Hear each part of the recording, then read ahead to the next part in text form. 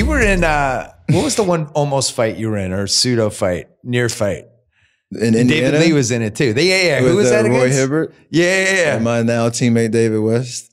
That's what that was. Yeah, David West came in. So that was it. That was a good hold me back fight. That was the day before the New York game. So that got me going. Yeah. That was the day before. We Roy and D Lee squared up, and I'm standing at the free throw line. This is an amazing story. I gotta go through the whole detail. Roy Hibbert and D Lee square up, they chest bump, and they like separate, and they look like they're going back to square up again. And for some reason, I just lose my mind. I'm like, all right, I'm gonna go grab Roy Hibbert and pull him off the scrum. So Roy feels something on him. He like just whips his left elbow back, and I go flying towards the baseline. So I'm like a little stunned, like, dang, he really just threw me off him like that. So I got to get back up and go back at him. And at that point, D West comes around. Draymond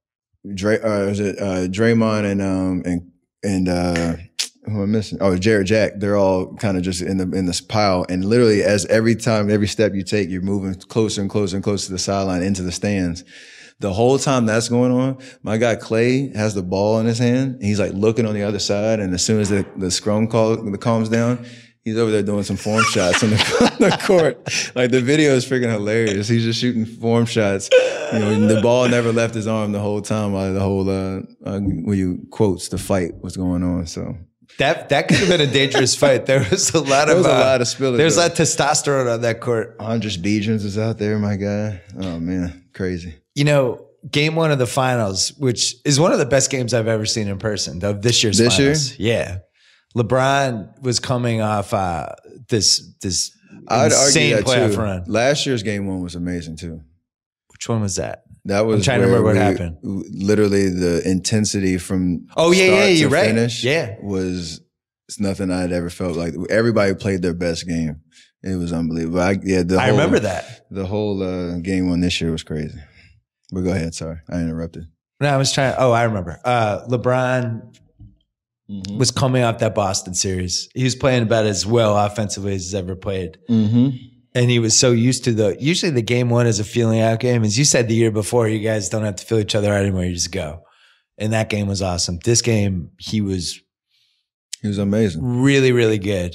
And then the JR thing happens, which afterwards, like we had stuff in the locker room that we had to take out of courtside, unfortunately. But Clay saying thanks, JR, and all this stuff. But we get to OT, and LeBron was starting with that foul, like 30 seconds left in regulation, or when the charge and it got flipped. He's the maddest I've ever seen him.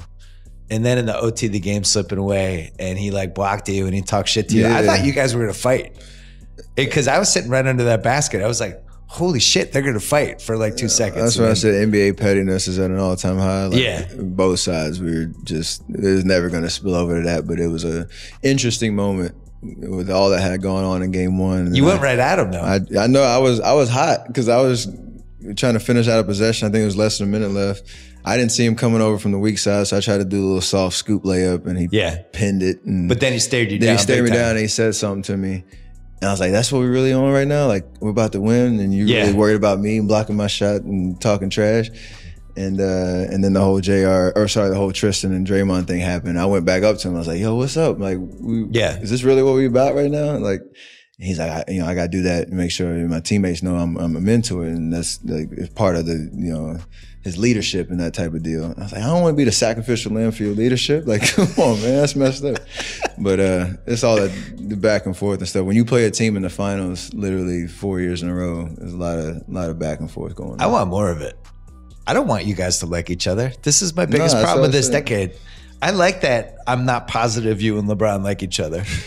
Like, watching from afar, it doesn't seem like you like each other. I'm sure there's a mutual respect. But there's definitely mutual respect. I would say though, like when you see guys like working out with each other in the summers, and you see guys playing pickup and all that, when they step foot on the court during the season, it's a totally different environment. So guys can be buddies and friends and whatnot, and have whatever type of relationship they want to have, in the summer and off the court. But the rivalry and competition and egos and all that stuff that lives in an NBA game, and when you're trying to hold that trophy, that it's really there, and so that's not going anywhere.